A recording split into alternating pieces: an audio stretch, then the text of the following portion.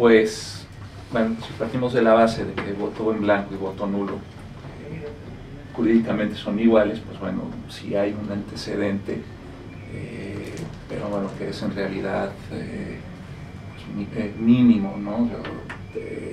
Ha rondado entre el 2 al 4%, me parece que ha sido el tope máximo, pero nunca ha sido objeto, por ejemplo, de una campaña, nunca antes había sido promovido, nunca antes se había invitado al electorado a que, pues bueno, de manera consciente y llevar a cabo este acto, ¿no? Entonces, en ese sentido, pues sí nos estamos encontrando ante un fenómeno, pues bueno, único en la historia de México. Muy bien, y dentro de la conciencia de la población, ¿cómo se ha percibido la democracia? No era lo mismo hace unos años en los que no importaba por quién votaras, la decisión estaba tomada. Ahora que nuestro voto vale, muchas personas dicen, pero vale, pero no me gustan las opciones que hay. Y aquí se está manifestando en el voto en blanco. Entonces, ¿qué proceso podemos apreciar en la conciencia de la población mexicana esta percepción de democracia? Bueno, a ver, digo, yo ya en la conciencia de la gente no me meto, ¿no? Es que es muy difícil, ¿no? Pero bueno, digamos que aquí hay un problema en el planteamiento de objetivos. Si bien es cierto que antes se desmotivaba mucho la gente a participar en política porque se decía, pues al final de cuentas ya sé quién va a ganar, ¿no? Y ejemplo de ello era, por ejemplo, pues cuando el Partido Revolucionario Institucional, ¿no?, sacaba a su candidato a la presidencia, pues bueno, ya todo el mundo decía, o muchos decían, ahí está ya, ¿no? Y entonces en ese sentido, pues bueno, lo que se decía es hasta que no haya esta garantía, o sea, hasta que realmente el sentir de la gente se pueda reflejar en las elecciones, que me garanticen que que no va a ganar de antemano un candidato, yo votaré. Y entonces muchas expectativas se virtieron a ese punto, ¿no? El momento en el que el voto, pues bueno, se respetara en el país, por decirlo de esta forma.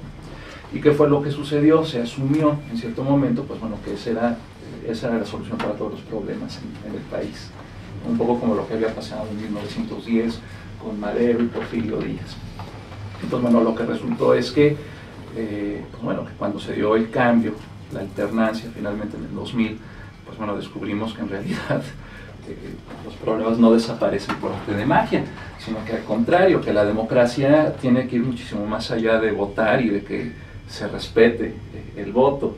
O sea, implica, por ejemplo, pues tomar conciencia de las opciones que hay para determinar por quién voto o por quién no voto, y en ese sentido también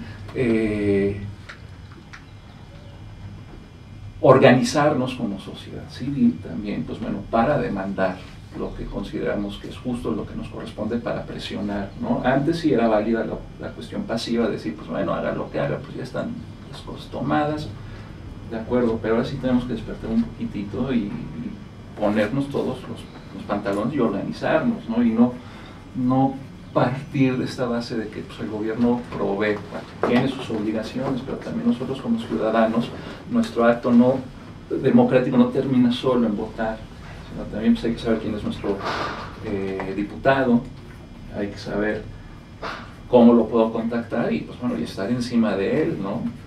Para demandar cosas, bueno, razonables evidentemente, ¿no? Sí hay que acabar con esa inercia, eso sí es un hecho. Muy bien, ahora damos paso a la réplica, si alguien quisiera añadir un comentario. Señora Alejandrina. Sí, me gustaría comentar que la conciencia del voto no ha sido un acto gratuito, ha sido un acto que ha pasado por un recorrido histórico importante, tal como pasó en la Revolución con Madero, ¿no? Hablo específicamente de que la conciencia del voto empezó a ser creíble después de los 80 y tantos, que se habló de transiciones, que teóricamente todos leímos a O'Donnell, que vimos en los países del este la necesidad de un cambio institucional y que decidimos todos acabar con la idea del partido único. Efectivamente tenemos un sistema electoral distinto, un sistema de partidos distinto, tenemos un instituto federal electoral que a nivel federal organiza las elecciones, el IEDF a nivel local, y nuestra cultura política pues sí ha cambiado, ha dejado de ser estudiada como una cultura política de súbdito para hacer una cultura política mucho más deliberativa y de conciencia de voto. Y me parece que el análisis o el razonamiento de a dónde se dirige el voto es un análisis que también tiene que ver con la modificación de esta cultura política. Por otra parte, bueno, a diferencia, por ejemplo, de países como Irán, ¿no?, que están en una contradicción electoral grave, nosotros sí tenemos un instituto, no tenemos un hueco, tenemos un instituto que dirime los conflictos, tenemos un sistema de partidos formal, oficial, y bueno, el Instituto Federal Electoral, el IEDF, son la instancia que organiza las elecciones. Sin embargo, no son responsables de la gobernabilidad del Estado, ni de la conducta de los partidos, ni de las promesas incumplidas de los candidatos.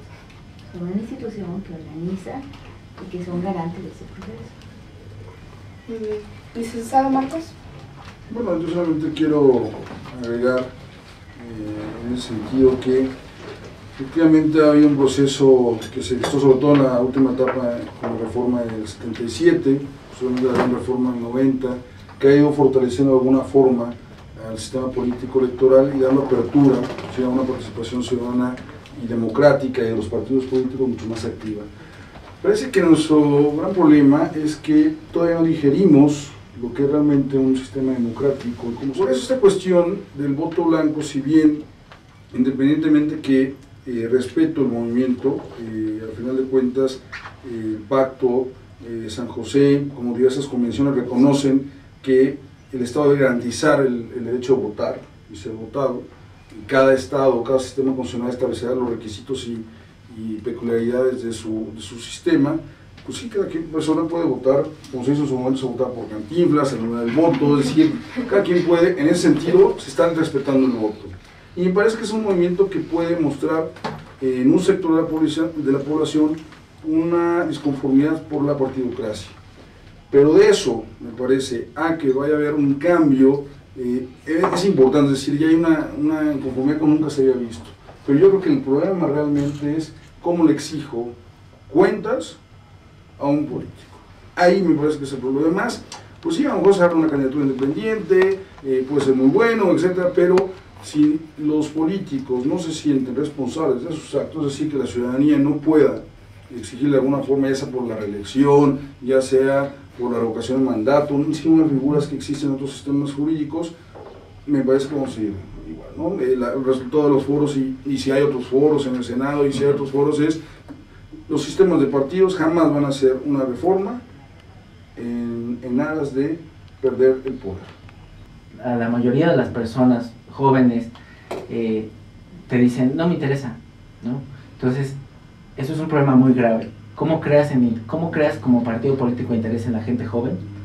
Eso es, a lo mejor no les conviene, ¿me explico? Ellos tienen su voto duro, y con el voto duro ellos vamos a terminar, el voto blanco no lleva nada gracias al voto duro, porque el voto duro nos va a decir, va a ganar el que sea, ¿no? Entonces es como, hay varios problemas de cultura, pero creo que este tipo de movimientos, como bien lo decían, es completamente nuevo y no tiene nada de malo que la sociedad se una para querer hacer. Y al decir voto blanco, es importante mencionar que nos estamos diciendo, sí voto, sí me preocupo, pero ninguno de los candidatos me convence.